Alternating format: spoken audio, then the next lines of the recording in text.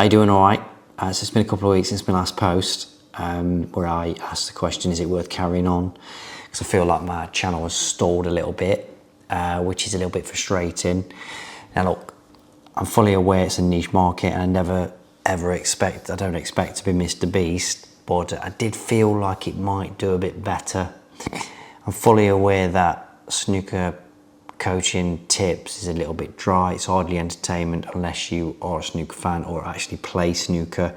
I know that there's a lot of people that actually watch it but don't really play, so this sort of stuff's not really of any interest, so I get it, but I did feel like it might do a little bit better. So I was wondering, I asked a few questions, I'm wondering if I'm doing things wrong, or asked for suggestions so I can try and get it moving. Because it did get a bit of momentum, and like I say, it's just sort of stalled a little bit. And like I said, I've given it a couple of weeks so I can sort of get as many comments as I possibly can. I've looked through them all, and I've got the general vibe is people love my channel, or they like my channel. So I think I've got 400 comments, so obviously it's not that many, I suppose, but yeah, the general vibe is positive. I've saved a screenshot, a couple of sort of comments. I can sort of go through them. I'll give them a few shout outs as well. I think they're good ideas, some good ideas, but obviously some of the responses, I can respond to them now and explain why I don't do that stuff. Also, last week I suggested I've listed things I've done. The vlog type thing that I suggested, that seems to be quite popular, yes. And I said last week, the vlog thing's hard for me to do because I just don't want to be annoying. But I suppose I need to think about that seriously, because ultimately when I'm at a tournament, I'm there to try and do well myself. So I don't want to try and distract from that, because that's the main goal at the moment. So that's something I have to really think about. But if that's what people will be interested in, I'm going to have to seriously consider that. So watch this space. I just don't want to annoy any of the lads. Do you know what I mean? With my camera. Here he is, obviously with his camera again. Obviously people love Amy, annoying. More variety in the channel, absolutely, but it's hard for me to do that. I think another problem I have is time. I struggle with time. Obviously I am a professional, I'm on the tour. I've got to play in the tour events. I've got to practice as well, and I've got to focus practice as well. I've got a family, a young family, I've got loads of time, so when I practice, I am on it. No phones, very focused, and I think actually it's been not a bad thing, because when I do practice, I have to get my head down, so. And then obviously I've got coaching as well, and family, I've got a life, funny enough. So, and that's really important to me. So trying to find time to go to places with my camera to make videos is tough, but I think the overwhelming consensus is that people want me to do more stuff with other players, because I do have access to these players, maybe practicing with them. Again, that's tough, because what goes on in the practice room stays on in the practice room, but I will have to ask a few of them maybe if I can sort of just have a best of 5 or a best of 3. That was a good yes from everyone. Also, and I'm going to read some of the comments out here and just answer them, because I think people, these comments were, I get asked this quite a lot, so I can sort of explain why I don't put this on my channel. Let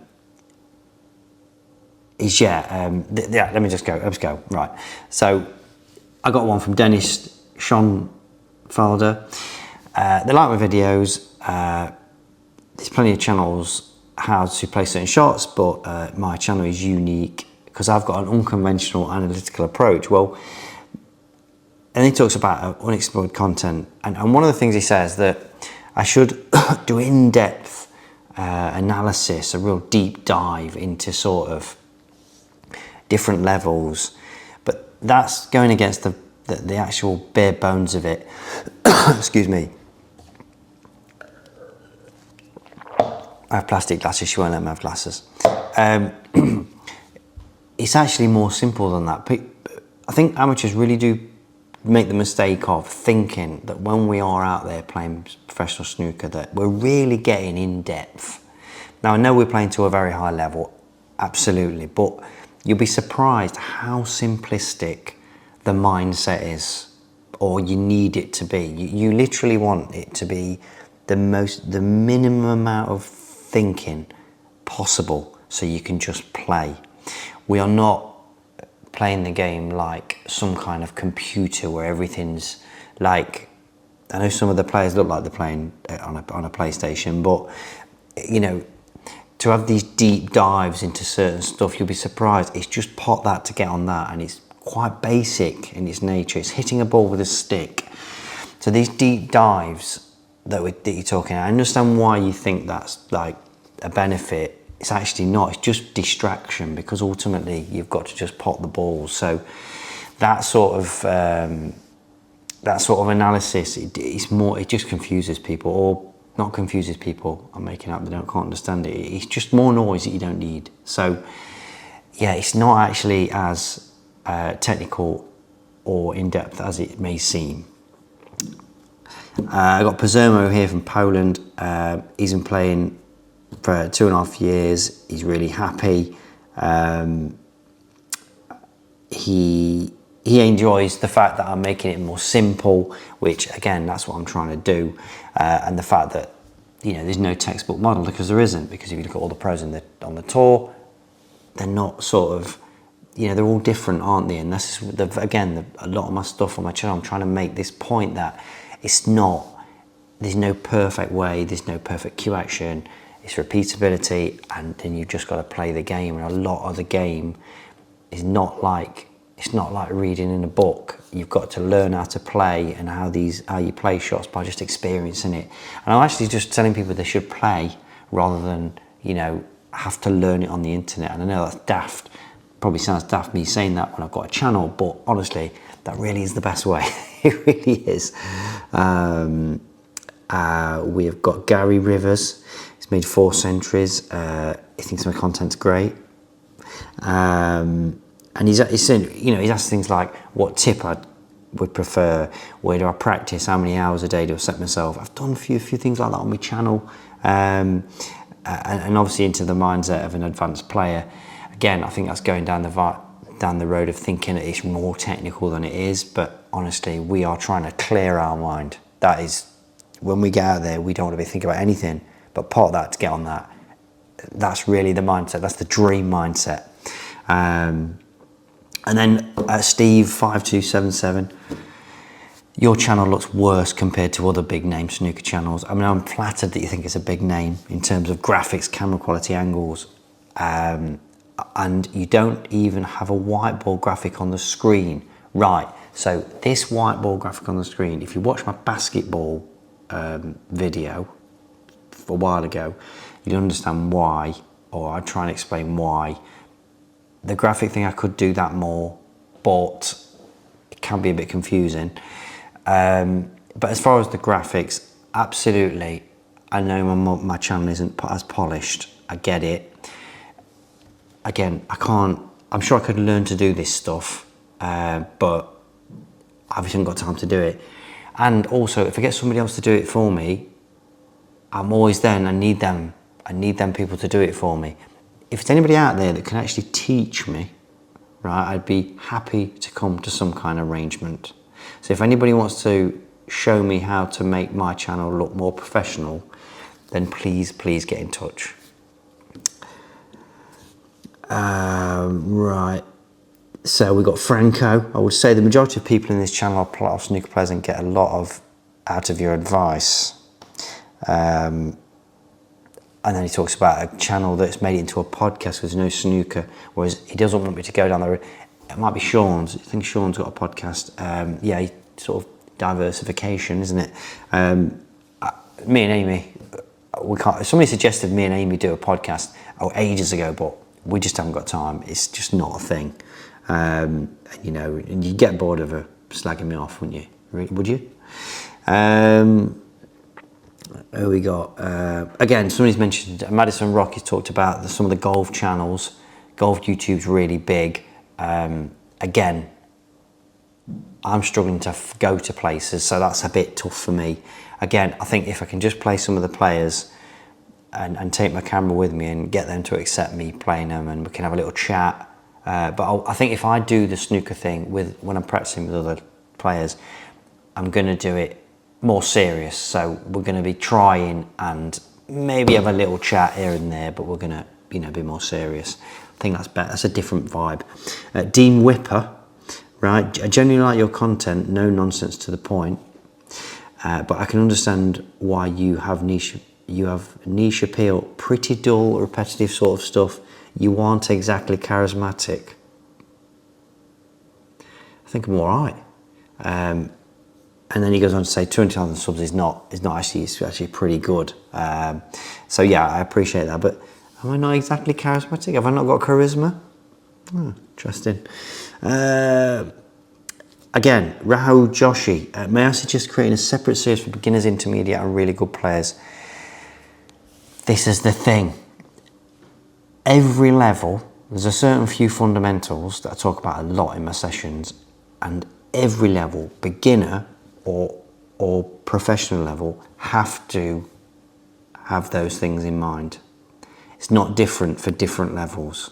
Obviously the game is a different level, the set itself is a different level, but the things that you should be thinking about are exactly the same through all the levels. I can't bang that drum loud enough, very important. Joseph, J2MO. Michael, you are the only reason I didn't quit the game. I've loved all my life. Please realise the positive impact you are having on individuals and on the game in general. I understand how it feels with you. Really. He says, mate, you are doing God's work. Heart. So I really appreciate that, Joseph. That's what I'm trying to do. So thank you, mate. Again, Fred Taylor from Canada, he's watched all the videos. But this is what he said. Check this out, right? He's been quite complimentary. He says my content's good. Right, here we go. Where does he say? I've concluded that what makes your video more watchable and enduring is not so much of the content, it's the way it's presented. So he talks about other channels where they've got quite a happy-go-lucky. He says, you want honesty, so here it is. Buckle up. Your content is pretty good. Your vocal inflection is not. You come off as drab and disappointed. To present positively, your vocal tone needs to raise toward the end of the sentence. Yours almost drops. You seem like a very likeable and honest guy who shoots from the heart. Perhaps the Debbie Downer tone you present is natural for you. Perhaps it's not. If not, my advice is to listen to the tone you present, change it and make your channel more fun and positive to watch. So Fred thinks that my numbers aren't as good as they could be because of the, I don't know this at the end of a sentence. I will keep that in mind, Fred. Obviously, Lee Walton. I know Lee. How you doing, Lee? He is very sort of complimentary about the channel. He's been talking to other top players, and they are very complimentary about my channel too, which is very nice to hear. And then we've got that's it. So that's the general vibe I got. It's pretty complimentary. A few little digs at me there, which big boy.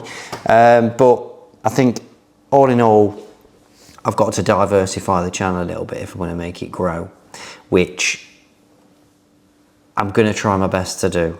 I'm not going to stop. I'm going to keep going. I'm going to do my little tips every week. I'm going to have a few little demonstrations, bits and bobs like I do. Even some of the routines that I do, some people watch them. But yeah, I think I need to do more with it, which means I need to find more time. And I need to annoy players because I'm going to be sort of texting them and going, please do this, please do that. So I'm not going anywhere. I'm going to keep going. And I really appreciate all your feedback. I really do. Good and bad. I've never been called boring before. That really shocked me, that has. So you're not getting rid of me yet. I'll see you soon.